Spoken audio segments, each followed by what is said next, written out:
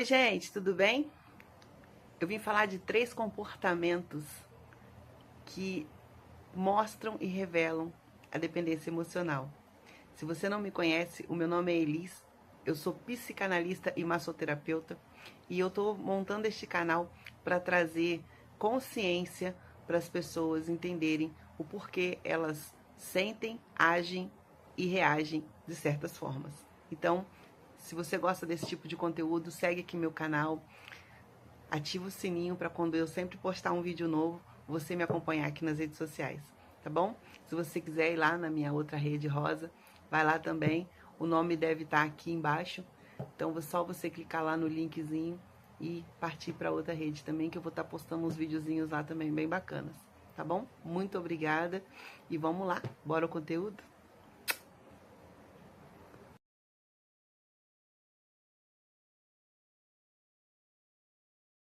Olá, meus queridos, tudo bem? Eu vim gravar esse vídeo aqui para falar sobre 3 comportamentos que mostram, revelam, né, uma dependência emocional muito, muito grande.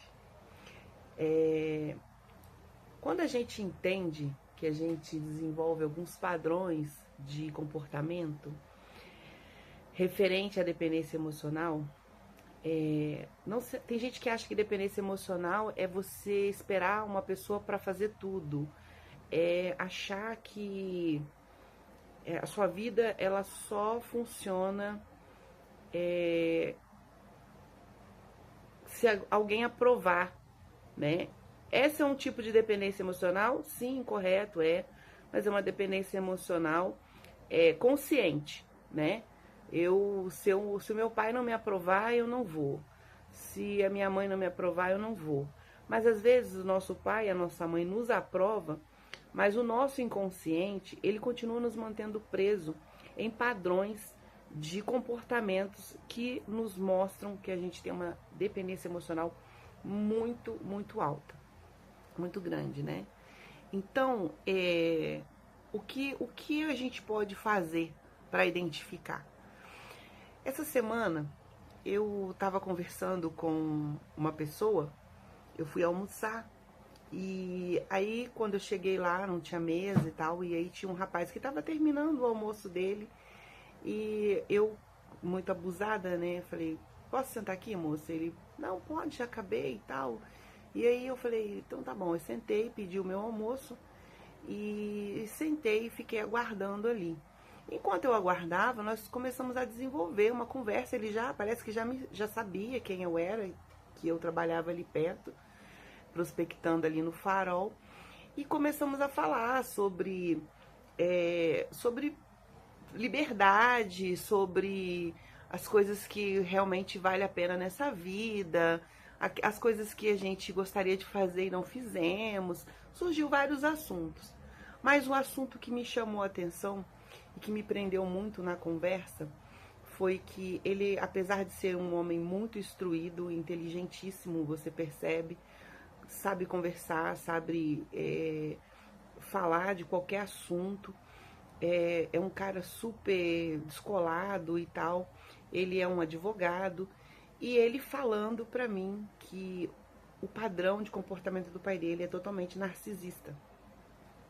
Só que, quando uma pessoa desenvolve um padrão narcisista, do outro lado tem uma vítima. E assim como é o padrão vingador. Só que quando a gente toma consciência de que tem uma vítima, tem um narcisista do outro lado, a gente tende a se manifestar como vingador. E esse vingador é muito engraçado. Eu percebi isso e eu achei isso muito engraçado porque como que resolve isso, né? Como que a gente resolve isso? A gente resolve isso com uma conversa, estabelecendo limites. E quando a gente coloca esses limites, às vezes a pessoa fala, mas eu fiz muito isso, tá, gente? Eu achava que se eu conversasse, não ia resolver nada, não ia adiantar nada. Porque, tá, é a minha posição. Então a minha posição eu já tenho consciência dela. E aí a outra pessoa não vai fazer. Então, quando a gente senta com a pessoa e fala, olha, Eu sei que você esperava tal coisa de mim. Eu sei que você tem medo até de que eu seja mais do que você. Eu sei que você tem esses comportamentos, não é culpa sua. Porém, a partir de hoje eu vou me comportar de tal forma. Não espera que eu venha aqui para resolver o teu problema. Não espera que eu faça tal coisa por você. E aí, quando você faz isso, a outra pessoa do outro lado, ela pode falar que tá tudo bem, ou ela pode simplesmente falar, te chamar de ingrato e tá tudo bem, ou ela pode simplesmente dizer pra você, eu fiz tudo por você e agora você tá me abandonando, tá tudo bem também. O importante é que o seu inconsciente tenha clareza de que a conversa foi feita, os limites foram estabelecidos. E quando a pessoa falar, tá, tudo bem, tá bom, não precisa vir, não precisa fazer tal coisa por mim. E aí essa pessoa, em algum momento, ela fugir do padrão e ela tornar a te cobrar tal coisa, você apresentar para ela um contrato. E foi muito interessante porque advogado faz contrato de tudo. E eu falei para ele, faça um contrato, anota ali e manda ele assinar. Depois que você falar tudo, fala assim, olha, vai ser isso, assim, assim, assim. O narcisismo dele, com certeza, não vai deixar que ele se diminua. Então ele vai falar, tá, tudo bem, não vou precisar de você para nada mesmo e tal. Só que quando ele precisar da vítima e ele não encontrar essa vítima, ele pode ter um comportamento um pouco estranho. E aí tentar voltar, né, a cobrar.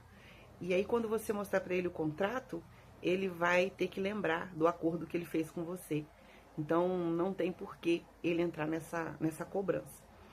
Então, faça esse acordo, tenha essa conversa, que o seu inconsciente vai parar de cobrar tanto esse carinho, já que você entendeu que ele é assim, que ele não vai te botar no colo, ele não vai te dar esse eu te amo que você está esperando desde a infância.